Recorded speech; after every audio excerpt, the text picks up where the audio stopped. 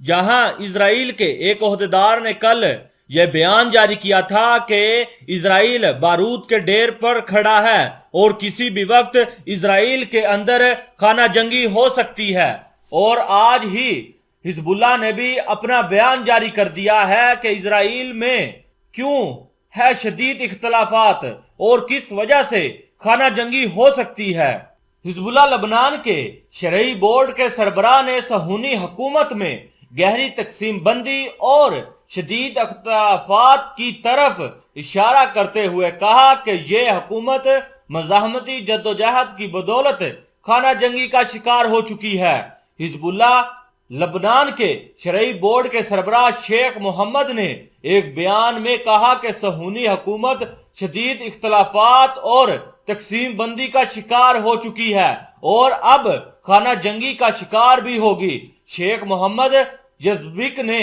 تاکید کی کہ ہم اعلان کرتے ہیں کہ ہم فلسطینی عوام کے ساتھ کھڑے ہیں۔ حزب اللہ کے اس عہدیدار نے لبنان کے خلاف امریکی سازشوں اور پابندیوں کا حوالہ دیتے ہوئے کہا کہ امریکہ اور اس کے اتحادی لبنان کی تباہی کے خواہ ہیں۔ انہوں نے لبنانیوں کو مذاکرات کی دعوت دیتے ہوئے کہا کہ آئیں ملک اور اس کی عوام کے فائدے کے لیے کام کرتے ہیں اور اس بات کا انتظار نہ کریں کہ بیرونی فریق ہمارے لیے صدر مقرر کریں۔ اس سے پہلے لبنان میں حزب اللہ کی انتظامی کونسل کا سربراہ سعید ہاشم نے بھی تاکید کی تھی کہ امریکہ کی طرف سے لبنان اور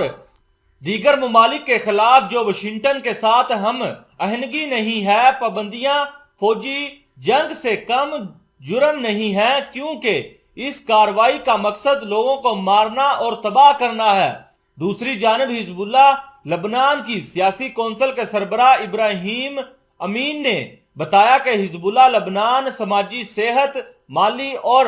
معاش کے مسائل کو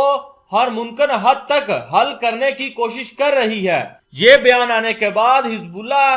کے سربراہ نے یہ مزید بیان جاری کیا کہ اب جس طرح اسرائیل کے اندر احتجاج گلیوں گلیوں میں جاری ہیں اور یہ احتجاج جس طرح بڑھ رہے ہیں، اب اسرائیل کی تباہی مقدر میں ہے اور یہاں پر خانہ جنگی ضرور ہوگی اور ان کی حکومت بھی تقسیم ہو جائے گی۔ ان کا مزید کہنا تھا کہ جس طرح اسرائیل کے فوجی فلسطین میں لوگوں کے گھروں کے اندر گھس کر ان کو مار رہے ہیں، اسی طرح یہودی آپس میں ہی لڑ لڑ کر مر جائیں گے اور اسی طرح اسرائیل کا وجود ختم ہو جائے گا۔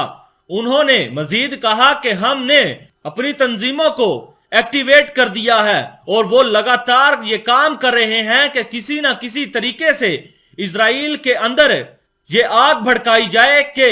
اب اسرائیل کا وجود خطرے میں ہے اور نیتن یاہو کو اکھاڑ کر پیچھے پھینکنا ہے۔ یہی وجہ ہے کہ اسرائیل کے اندر نیتن یاہو کے آنے کے بعد ان کے پرانے وزیر اعظم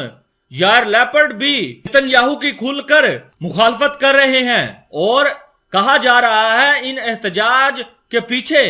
یار لیپرڈ کا ہی ہاتھ ہے جو نیتن یاہو کی گورنمنٹ کو گرانا چاہتا ہے۔